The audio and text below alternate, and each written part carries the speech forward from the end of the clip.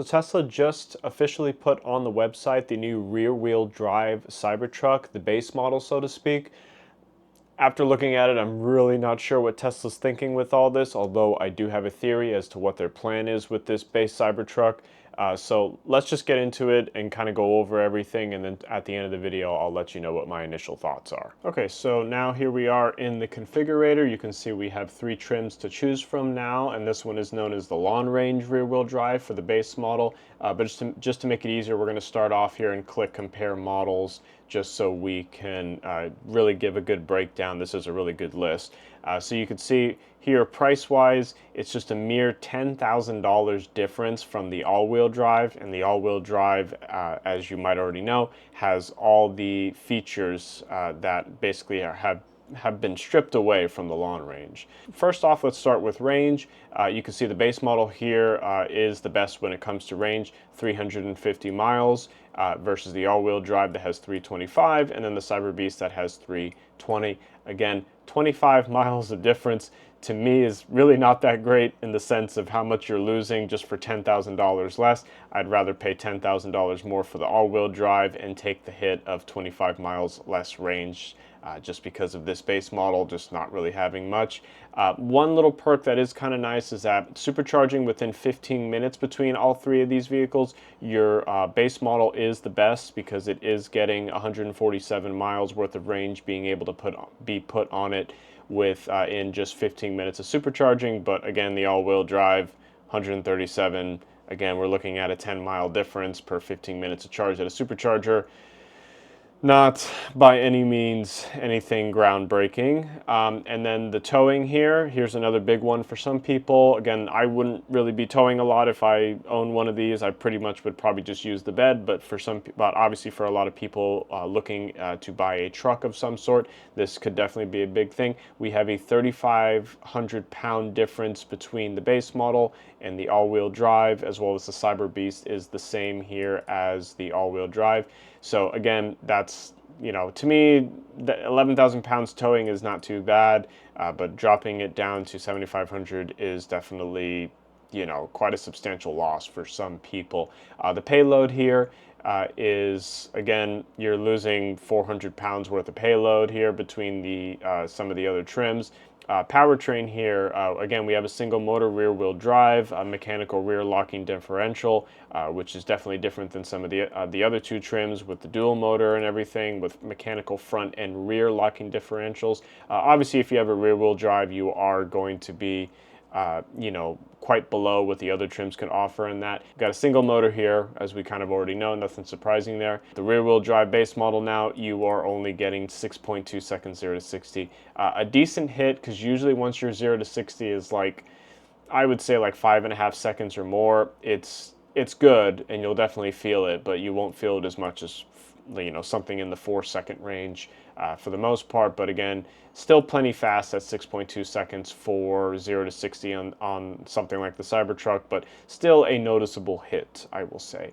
Interiors, again, here's another big one. They have textile seats, and the tactical gray is still there. The front heated seats, I guess that's still staying, but obviously there's no ventilated, because of course you look over here at the all-wheel drive. It is a premium interior, so the seats are more comfortable. Plus you have front and rear heated seats, and of course the front seats are ventilated. So that is definitely another hit that you take. The display now, you only have your front screen. There is no second rear screen in the back seat. So that's could be a big thing for some people. It's definitely something noticeable when we're looking at the premium features here. Next premium hit is in the audio. With the base model, you're looking at only a 7-speaker sound system, whereas when you bump up to the all-wheel drive, you get 15 speakers plus active noise cancellation. The big thing here, I saved this for last, for the exterior and the bed. Standard bed, upgradable with soft tonneau. There is no more automatic tonneau cover. Tesla offers a basically kind of like a leather, like soft material one. That's why they note it as a soft tonneau, which you can see right here that you can buy, and it's $750 extra. It does increase your range by 12 miles, and it is shipped separately and requires a self-install. I did head over to X though oh, wrong one, here we go. I did head over to X, and here is a video. As you can see, you literally put it on, you have to fold it all the way down, it clips in, and then you just can put the back tailgate up, and then yeah, so that's basically kind of how it is. And you can see here that it is just basically a soft cover. Uh, I imagine this is pretty decent material, but I do think it's a little obscene to ask $750 for that. I imagine the third-party market on Amazon is going to go nuts and, you know, try to offer that for people at a much lower price than $750, because that's, to me, that's just ridiculous. But again, my opinion on that, let me know what you think in the comments below. Power outlet, here's another big one. So again, in the bed, in the back of the bed, you had a 240 volt and two 120 volts. So if you're someone who uses the Cybertruck for work, you would plug in your power tools and everything if you need that. Some power tools can use 240s. Most power tools, I imagine, use a 120, but it's nice that you had two 120s and one 240 for heavy duty tools to be able to plug in. Those have been completely stripped. What you do get as a substitute is you can buy an adapter. You could buy this, and coming with the normal stuff that the mobile connector comes with, the 240 and the 120 volts. So you can see you plug this into the top of the mobile connector, and it's got 120 on both sides. So after that, what you will do is you'll plug it in like you would to charge it, and then the rest of it sticks out here, and then that is able to bring power from the charging port all the way to the mobile connector here. And then with the adapter for the two 120 volts on both sides, you see they have some kind of a saw or drill or something like that plugged into it. So they did find a way that if you are willing to buy the mobile connector for a little over 300 bucks, to be able to not only have a mobile connector that you can use to charge the vehicle, but it can kind of do a little bi-directional charging outside of the port here for any tools that you have to plug in that are only 120.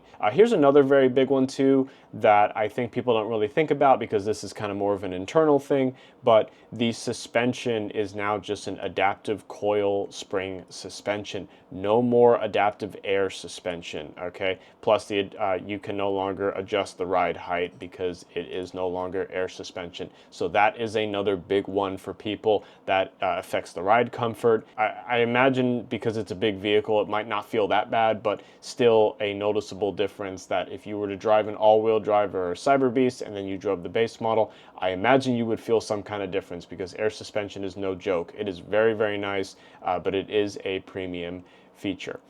So again, look, we have a thing here for included with all trims. You have your 8 exterior cameras, because obviously Tesla wants to continue to have every vehicle to be capable of full self-driving. You have a powered frunk, and the interior here is pretty much kind of the same footwell and door pocket ambient lighting. So the ambient lighting is still in there. Quick other little feature real quick I want to note, because I'm on the screenshot right here, there usually is a light bar back here. That is gone as well. And then you have these new standard wheels, but you can upgrade to the typical Cybertruck wheels that they have custom made, that they made, and that's an extra $3,500. Plus it cuts your range by about 19 miles. Here are the tactile seats. Like I mentioned about a minute ago, the ambient lighting is still here. That you still are getting that, which is very nice. And one thing you are able to see is the new textile fabric seats. So you can see right here where I'm running the mouse along here, and then here as well, you can see that the seats are not your typical synthetic leather that Tesla uses. They are a new fabric. I do want to just go over the price here. So if we go down here and bring up this, you could see it starts at $69,990. If we include the estimated taxes and fees, which in my state is about $5,250 in taxes for the most and everything, and then it comes out to $75,240. If you add the tax credit, it comes down to about $67,740. So again, if you are, looking to get this, your estimated cost will come out somewhere between high 60s to low 70s, depending on what the taxes are. If we go to the all-wheel drive and select that, again, I already have the tax credit here, and then if I add the estimated taxes and fees, you could see here this comes out to 78,153, just under 80,000. And again, all the things I just went over, that all the features that are basically stripped out of this baseline Cybertruck here, you get all those if you just upgrade to the all-wheel drive. Okay, so that's pretty much all the details between the base model and the all-wheel drive and the Cyber Beast. Looking at that comparison thing, it's very rough. I'm not even going to sugarcoat it. Usually in most cases, I'm on Tesla's side with things to say, okay, well, I understand why they did that and this and that, but at the same time, this is just pretty atrocious. For the person who was waiting for the base model, this is not a good deal. I am interested to see if someone is still probably going to buy this. I imagine somebody will, because they really don't care about all the stripped features, but some of the stuff they took out, and for it just being a mere $10,000 less, I know that's a lot of money, but I mean, in terms of what we're talking about, I don't think I just don't think this is a good deal. But here's the thing. My theory is, which is what everyone else's theory is as well, is that they are doing this to incentivize people to say, no, that deal is terrible for the base model and just go for an all-wheel drive or a Cyber Beast, just to push people to kind of go for those higher up trims. But what do you think? Let me know in the comments below. Do you like are you okay with this base trim? Do you think it's terrible? Were you waiting for it and now you're really disappointed, or are you happy with what they did? Let me know in the comments down below. But anyways, guys, that's all I got for you today. As always, my referral code, if you want to buy yourself a new Tesla, will be in the link, will be a link in the description below for you to use. Quick PSA: they did change the referral code perks right now. If you use my referral code to get a new Tesla, which you could use it now for the new Model Y because of what they changed, they've changed it, and you now can only get, instead of getting $500 to $1,000 off, now you get 3 months of full self-driving for free, which is about a $300 value. So again, if you are ordering a new Tesla, my referral code is there if you just want to get that extra $300 perk of full self-driving for free for 3 months. But anyways, guys, that's all I got for you today. Let me know in the comments what you think about this base Cybertruck, and let me know if you like it or if you don't. I imagine most people don't, because most people are not happy with this, but that's all I got for you today. Have a good one. Peace.